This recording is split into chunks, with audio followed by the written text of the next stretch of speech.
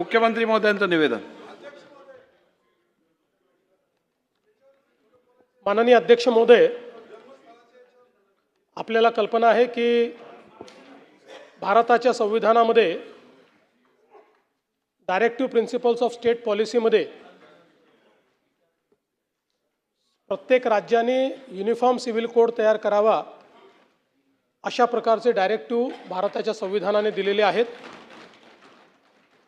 आणि त्यानुसार 2026च्या अर्थसंकल्पीय अधिवेशनात समान नागरी कायद्याच्या अंमलबजावणीसाठी तो तयार करण्यासाठी समिती गठीत करण्यात येईल अशी मी घोषणा केली होती.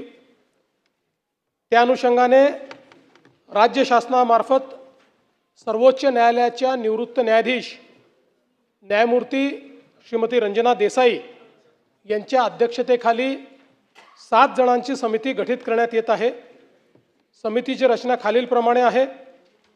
न्यायमूर्ती रंजना देसाई, माजी न्यायाधीश माननीय सर्वोच्च न्यायालय, न्यायमूर्ती RC चव्हाण, माजी न्यायाधीश माननीय उच्च न्यायालय मुंबई, न्यायमूर्ती SG मेहरे, माजी न्यायाधीश माननीय उच्च न्यायालय मुंबई, श्री DK जैन, माजी मुख्य सचिव महाराष्ट्र राज्य, ॲडव्होकेट बिरेंद्र सराफ, माजी महाअधिवक्ता महाराष्ट्र राज्य, श्री रमेश पतंगे, पद्मश्री आणि संविधानाचे अभ्यासक, डॉक्टर सुवर्णा रावल, शिक्षणतज्ञ आणि सामाजिक कार्यकर्त्या, अशा 7 जणांची समिती या ठिकाणी ही गठीत करण्यात येते आहे आणि साधारणपणे पुढच्या 6 महिन्यामध्ये या समितीने आपला अहवाल द्यावा असं अपेक्षित आहे.